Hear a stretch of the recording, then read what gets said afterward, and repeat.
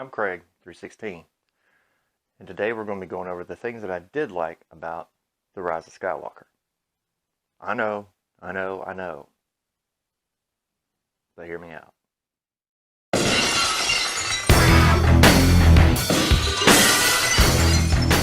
Alright, so the first thing that I liked about The Rise of Skywalker was probably the best of 7, 8, and 9. It's probably the best movie that Disney has actually done as far as Star Wars goes. It did actually have a Star Wars feel to it. I did like the special effects in it. I thought the special effects were extremely great. I didn't like a lot of the things that went, actually counteracting canon. But, if you're just a general audience goer and you get to see this movie, well, you're not really going to know. You're just going to think, oh yeah, that can happen. When in all actuality, it really can't.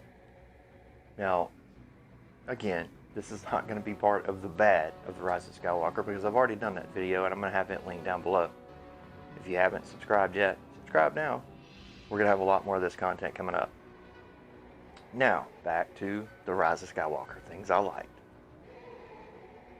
Another thing that I liked about The Rise of Skywalker was the fact that we got to see some planets that we were all familiar with. I wish we'd have seen more, like Mustafar. They ended up cutting this scene way down to where it really wasn't long at all. I would have liked to see more of Mustafar. I would have liked to see more of Endor. You did get to see, some Ewoks at the very end of the movie, but it was 5 seconds. Another thing I liked about The Rise of Skywalker was Princess Leia. We finally get to see Luke train Princess Leia.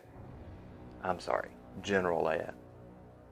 We finally get to see him train her, but it's only about a 45-second cut in the movie, and both have been de-aged. I would have liked to see more of Luke in this movie. But what we did get to see of Luke was actually of Luke. It wasn't of this crap that Rian Johnson had put out. It wasn't Jake Skywalker, it was Luke.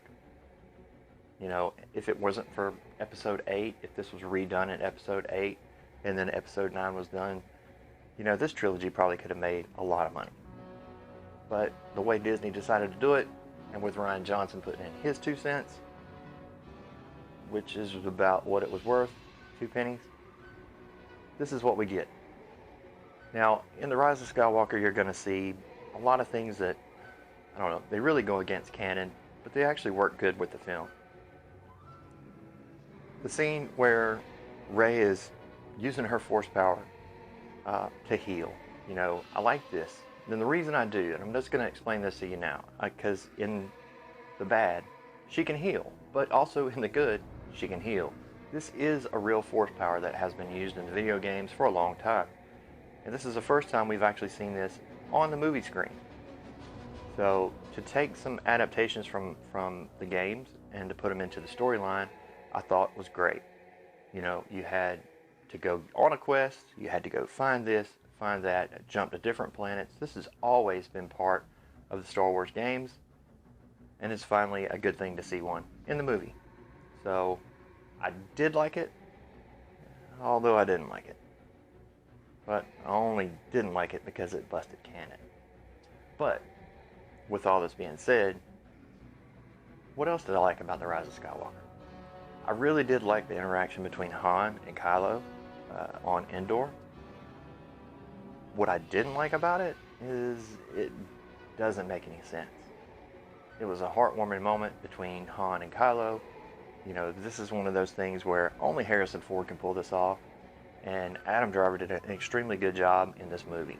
His acting is just, really what brings the movie out. This time he's not a spoiled, rotten little brat out there beating up computer screens and everything else. He's actually Kylo Ren this time. He's not overpowered. He's not underpowered. He actually shows a lot of emotion in this, and I think Adam Driver did a really good job in this movie. Now, what didn't do a good job in this movie? Well, there were lots of things that I really didn't like about it. And, overall, this is why you see the mixed reviews when they come out. Some people love it. Some people are just, kind of on the fence on it. one thing I did like about The Rise of Skywalker is it got this liberal media turned upside down and completely hating this movie. I love that. I also saw an article where the right wing was they played to the right wing in this movie. That has nothing to do with it. Has absolutely nothing to do with it. But I do love how the liberal media just lost their freaking minds. I think that's great. I mean, we already know they lost their minds, but just to see it in paper, that's awesome. Another thing that I did like about The Rise of Skywalker, kind of. Well,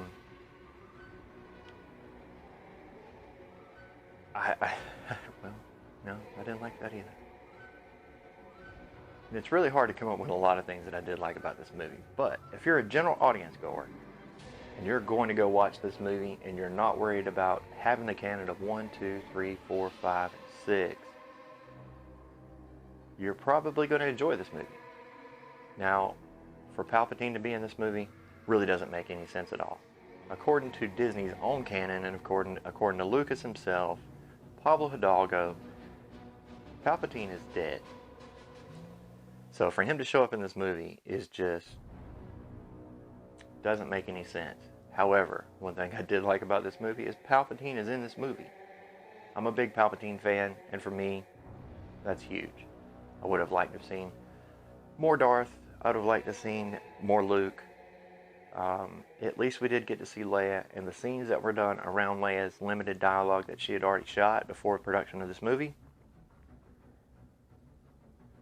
I think they did an okay job with it. Some of the scenes seem kind of weird and don't really make a lot of sense, but they did the best they could do with the footage that they had, and I like the fact that they didn't CGI a Leia in there. We finally get to see Leia. Leia finally gets to be at rest. A lot of the newer characters, I just don't care about them.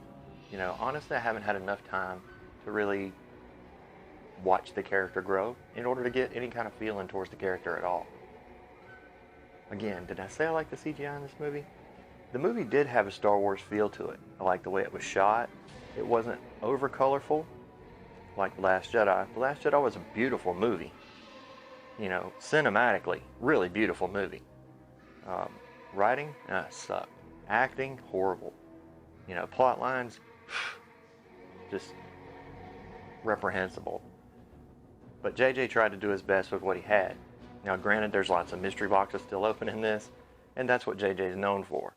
He can't complete a storyline, and he wants you to do it for him. Well, I mean, if you want me to do it for you, just give me the amount of money, and I'll go make the movie. So these are the things that I liked in The Rise of Skywalker.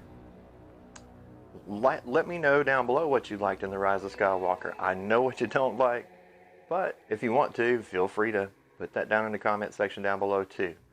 I'm going to have a link to what I didn't like in the description here at the end, and there's a reason why I'm having to cut this into a 3-part deal, because I'm completely split on this movie on what I liked, what I didn't like, did it work, did it not work.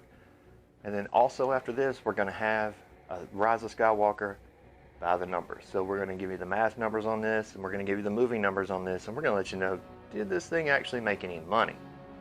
That is going to be the overall tale. We know that the Phantom Menace has been against this for a long time. Proud standing member of the Phantom Menace, and for me to say that there were some things in this movie I did like, well, they can almost consider that a win, but I don't think so. From my point of view, I think the movie could have been done a whole lot better. But we all know who had hands in this, and they're the ones that actually took this movie and ran it into the ground. So, until the next video, remember to like, subscribe, and share. I'm Craig, 316, just telling you how it is. I am out of here.